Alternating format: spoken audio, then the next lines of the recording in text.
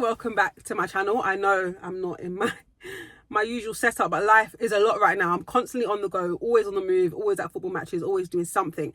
I'm trying to stay consistent with this YouTube channel, so we're going to get this video out regardless. So we're here to talk about Southampton v Arsenal in the FA Cup quarter-finals. They are in the last 8, and yes, they're back in action finally. But are they? There's been a lot of speculation and a lot of talk during this international break for the amount of Arsenal players that were not available to play for their international teams.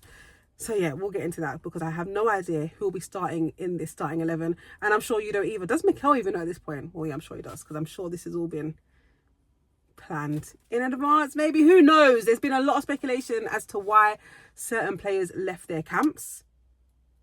Was it due to an assessment? Was it because he just wanted them back safely so they can complete this season very strongly?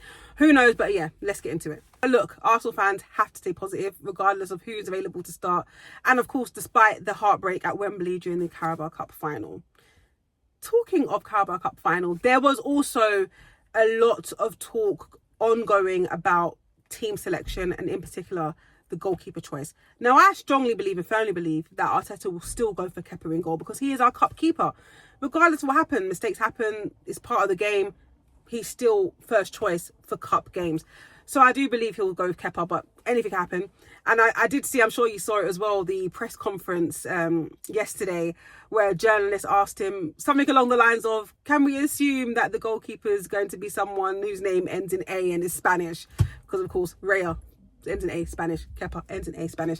You know, a little bit of tongue in cheek. And Arteta gave it him back and was like, what I can tell you is he's under the age of 32. He's European. I wish you would have said, and he's Spanish. That would have been the icing on the cake. But yeah, he's leaving it up to speculation once again. But I believe he'll go for his first choice cup keeper, which is Adizabalaga.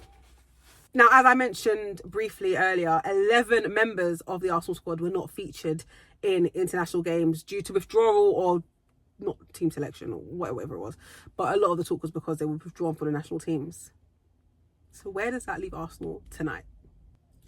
There's a list. I have a list here of players who withdrew from international duty for anyone that's unaware. And just to put it in perspective to how many withdrew from international duty. So we've got Eberechi Eze with a calf injury or concern. Gabriel Magalhaes with a knee. So all of these are injuries or concerns. So Gabriel Magalhaes with knee, William Saliba ankle, Leandro Trossard hip, Urian Timber ankle, Bukayo Saka unspecified, Declan Rice unspecified. We'll touch on that later. Why did they both leave England cap? It's unspecified. We do not know. Hopefully they're available. Moving on. Hikapié hamstring, Madueke knee, Zubamendi knee. That is a lot of that is a starting 11. Minus the goalkeeper, that is a start. That's basically a starting 11, pretty much. You got 3 defenders in there, a whole midfield. Saka, Madueke, like that is crazy. So we saw that Declan Rice and Bukayo Saka left England camp without even playing a minute of international football. We still don't know. There's question marks around that why they actually left. A lot of fans, especially fans that are not fans of Arsenal Football Club, are saying this is all dark arts, this is tactics from Arteta because he needs these strong. We must admit they are very key players for Arsenal Football Club at the moment, and they're saying Arteta needs those boys. They need them fully fit to see out the rest of the season. We saw Madueke leave England camp, or we saw him leave the Wembley Stadium against, was it Uruguay, that friendly there? I think it was a draw. He left in a knee brace. So that's concerning because that's actually looking like a real injury. And we saw how he went down on the pitch and how long he was seen to as well. And the clip went on social media of him leaving the stadium in a knee brace. Eberechi Eze didn't even contend in the Carabao Cup final.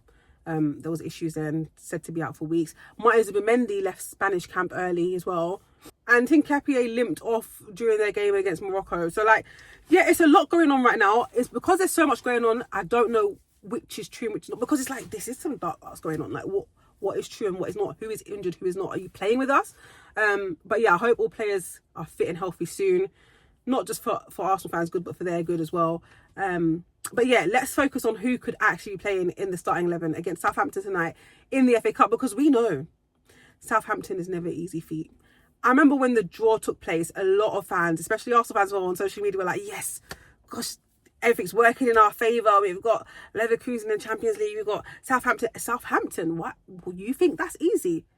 Was you there at 3-3? Was you there at 4-0 away in like 2016. Like, there's been some crazy Southampton results home and away for Arsenal. And it's never been a fixture that I've enjoyed. I've never enjoyed going to St Mary's, although I do like going to St Mary's like as a whole, because it's like easy stadium to get to. Like these little things. But as a football match, I don't particularly enjoy going to St Mary's Football Stadium. So big up all the fans that will be travelling there tonight on a Saturday night kickoff 8 p.m. But hey, it's bank holiday weekend. Enjoy. So yeah, it's never an easy game. And to be fair, no cup game is easy. Knockout football is intense. But yeah, who will be starting? So as I mentioned earlier, I believe it will be Kepa in goal. There may be fans that will not be happy about that, but it is what it is. Hopefully he can redeem himself and we can see ourselves through to the next round, through to semi-finals. So yeah, Kepa in goal. I have no idea who will be in defence. As I mentioned in that list earlier, that there's Saliba and Gabriel not available, Timber not available. Yeah, interesting. Could we see the return of a Miles Lewis-Skelly, who we haven't seen play in an Arsenal shirt in such a long time?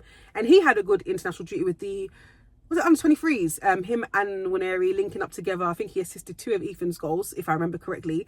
So yeah, he's had some good minutes out during the international break. So hopefully we can see him in a starting 11 against Arsenal and produce top quality performance. So maybe Miles at left back.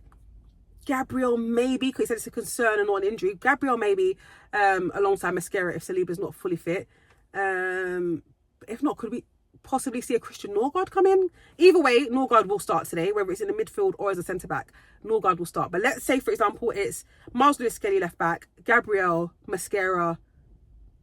Could Timber be back? I'm praying Timber's ready. Ben White. Ben White also scored on his international break. He's welcomed back. He didn't have the most warm welcome at Wembley from the England fans. There was a lot of boos. I guess the patriarchy was not accepting the fact that, you know, and I understand it to an extent where you don't refuse to play for the badge, you know. Like, I wouldn't be happy if a player decided, oh, I don't want to play for Arsenal right now for whatever reason, and then came back. But I would always welcome them back as an Arsenal player. But everyone's different. There wasn't a warm welcome at Wembley because, you know, he refused to play for England for whatever reason, personal reasons with the previous coaching staff under Gareth Southgate. But now he's back and he came back with a goal. Come on, give him some grace, guys. Come on. So yeah, hopefully Ben White. Midfield, I'm expecting Declan Rice, Christian Norgard, as I said. I did not think this through, but I just sat here and pressed record. Let's think this through. Rice, Norgard. Who is available? Odegaard's available. Odegaard and Havertz. It could be Odegaard, Havertz, and Rice. No, Norgard gets in there somewhere. But because we don't know the extent or what even is wrong with Declan Rice, and apparently from the training pictures I saw, he wasn't in training yesterday either. So unless this is all mind games. So maybe it's Havertz, Norgard, and Odegaard. And then up front will be probably Martinelli, Max Dowman, which is exciting. I know a lot of fans will be calling out to see Max Dowman play more. So I'm guessing Martinelli, Norgard and Gabriel Jesus. No idea. Who knows? Who knows who'll be starting for Arsenal this evening? All I do know is that a win is a must. Especially after that Carabao Cup final exit. I just want to see Arsenal finish this season as strong as they can, go as far as they can in this FA Cup. And I mean, it kind of is the Arsenal Cup, you know, Emirates FA Cup. They've won it 14 times. Come on, let's see you do it again. Come on, there's only 8 teams left now. Manchester City and Liverpool going head to head, so that takes one of them out. I can see why everyone's hopeful, but I can also see why there's a lot of doubt. I mean, when there's injury, especially to key players, there's always going to be doubt. But come on, let's bring the hope back. And hopefully the boys can see this through. Let me know your thoughts. Who do you expect to see starting in the starting 11 today?